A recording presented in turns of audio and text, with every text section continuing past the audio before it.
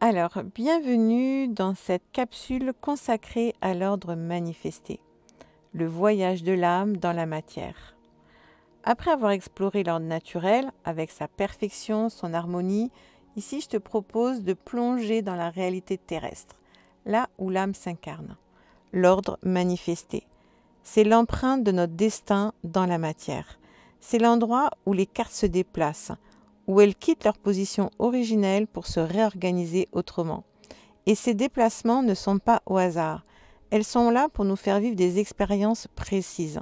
Chaque tension, chaque décalage, chaque carte, qui ne se trouve pas plus à sa place d'origine, est en réalité une opportunité de croissance. Dans la matière, on vit l'expérience de la dualité. Et il ne faut pas la fuir. Ça ne sert à rien de vouloir dissoudre son ego, comme des fois j'entends. L'ego doit juste ne pas être le pilote, voilà, de ta vie sur Terre. Parce que là, ça risque d'être compliqué. Si tu laisses l'âme piloter et l'ego être le passager, parce que tu as besoin de lui pour concrétiser dans la matière, prendre des décisions, et d'organiser ta vie de façon analytique, tu as besoin de ton ego. Donc ça ne sert à rien de vouloir le dissoudre, c'est simplement le mettre à sa juste place. Donc dans l'ordre manifesté, on entre dans la dualité. Et c'est important d'aimer cette dualité et de la vivre pleinement. C'est la loi de la Terre, c'est l'ombre et la lumière, c'est la facilité et la difficulté, la joie et l'épreuve, le yin et le yang. Donc les déplacements de cartes créent donc des tensions. Ce que nous étions dans le plan divin et ce que nous devenons dans la matière crée en fait ces zones de pression, de tension. Ce décalage est souvent, il faut le reconnaître, inconfortable, mais en même temps, il est le moteur même de notre évolution. Quand l'âme choisit de s'incarner dans la matière, donc elle va choisir un alignement énergétique, un alignement planétaire parfait pour elle. Elle va choisir donc sa date d'incarnation, l'heure d'incarnation. Et donc, en s'intégrant dans la matière, elle fixe une planche, ce qu'on appelle sa planche de naissance. C'est son scénario de vie qu'elle a choisi de vivre sur Terre. C'est notre scénario de départ. Donc, c'est une sorte de, si on prend métaphore, on va dire que c'est le film de notre vie qu'on va jouer. Voilà. Donc, cette planche de vie, c'est notre scénario de vie. Et dans cette planche de vie, l'âme, en fait, va raconter nos dons, nos défis, aussi nos dettes karmiques, mais aussi nos ressources, nos bénédictions. Et cette planche, elle est unique. C'est le point de départ du grand voyage de notre expérience. Et il faut savoir que chaque année, à la date anniversaire, un nouveau chemin s'ouvre pour justement vivre ce scénario de départ. Donc, même si une personne est née à une date précise, si la personne a la même carte de naissance, elle n'aura pas le même chemin de vie, parce que ça change. Donc, à chaque anniversaire, un nouveau chemin se dessine, les cartes se déplacent à nouveau encore, elles se redistribuent selon l'âge que nous atteignons, et elles nous offrent un nouveau scénario. Et donc, à chaque année de notre vie, commence un nouveau jeu de cartes. On reçoit un nouveau jeu de cartes. Et dans ce jeu de cartes, on va recevoir des bénédictions, on va recevoir des défis, certaines éveillent l'amour, d'autres la transformation intérieure. En tout cas, toutes répondent à une logique précise, celle du plan de l'âme, fixée dès le départ.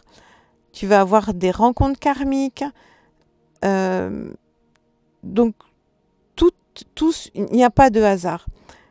Et Et c'est pour ça que j'ai envie de dire aux gens qui font beaucoup de développement personnel, qui font beaucoup de coaching ou d'attraction, à un moment, tu as l'impression que ton esprit, dans sa toute-puissance, crée ta réalité sur Terre. C'est vrai, tu as ce pouvoir de manifestation et le pouvoir d'attirer à toi en fonction de ce que tu vibres, sur quoi tu focalises ton esprit. Oui, bien sûr, la loi de l'attraction fonctionne.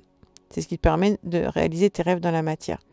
Par contre, il y a aussi des rencontres que tu vas faire et que tu n'as pas toi-même attiré par la force de ton esprit. C'est simplement ton âme qui a mis ici une synchronicité ou qui a mis ici un rendez-vous karmique parce qu'il y avait une leçon ou un dossier à clore d'une vie antérieure. Donc, ce n'est pas la peine de culpabiliser en te disant « Est-ce que j'ai mal fait quelque chose? J'ai mal vibré? J'ai mal pensé? » pour attirer cette personne dans ma vie qui me... non, c'est ton âme qui a décidé voilà, que cette énergie-là, cette personne-là, avec ce masque-là, allait être un chemin d'évolution pour toi.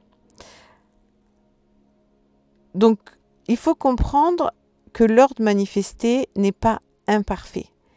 Il est le reflet de notre mission d'incarnation. Donc, il est parfait. Ces déplacements sont en quelque sorte les marches de l'escalier qui nous amènent à notre propre réalisation. Alors oui, ça crée des tensions. Oui, ça peut créer des grosses tensions, on va dire. Mais en fait, ces tensions, dis-toi qu'elles nous poussent à grandir, à dépasser nos limites et à découvrir notre vraie nature. Et des fois, ça peut même se manifester à travers la maladie. En tout cas, ce qui a été mon cas. Donc, pour finir, l'ordre naturel, en fait, nous rappelle l'harmonie originelle, la perfection de l'âme, et l'ordre manifesté, lui, nous plonge dans la matière, dans le jeu de la vie, avec ses défis et ses cadeaux.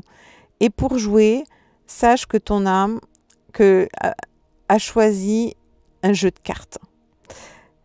Et ce jeu de cartes, il est entre tes mains. Et j'aimerais que tu apprennes à le lire. Alors moi, à travers ces capsules, j'essaye aussi de te montrer que chaque déplacement, chaque nouvelle planche annuelle est une étape de ton grand scénario que ton âme a choisi avant de descendre ici. Donc ce n'est pas une punition si tu veux des épreuves, c'est vraiment un chemin d'évolution.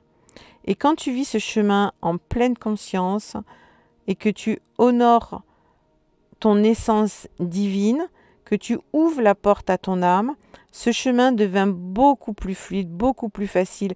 Tu vas le vivre avec des vibrations beaucoup plus élevées.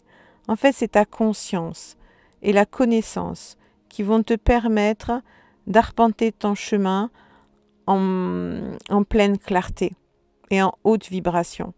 Parce qu'aujourd'hui, si tu souffres sur ton chemin, c'est parce que ton ego est aux commandes et que lui ne comprend pas le plan de l'âme. Il y en a, ils ne savent même pas que ça existe.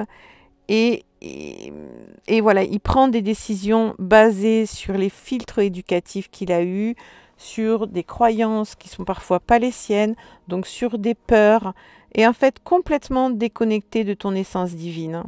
Et ça, c'est ton libre arbitre.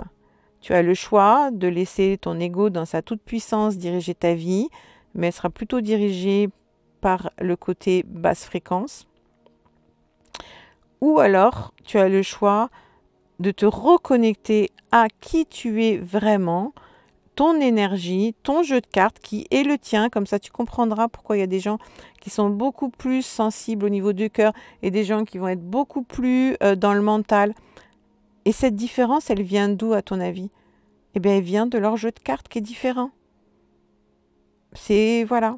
Donc moi, je t'apprends à connaître qui tu es par rapport à tes planches, quel est ton jeu de cartes que tu as choisi, enfin, ton âme, donc c'est toi, hein, c'est la même personne, et je t'apprends à découvrir, en fait, à lire ce que ton âme a décidé de vivre sur cette terre. Voilà, dis-toi que la cardologie, c'est ça. C'est un GPS cosmique. Voilà, j'espère que cette capsule intense t'a permis d'y voir plus clair et on continue la suite.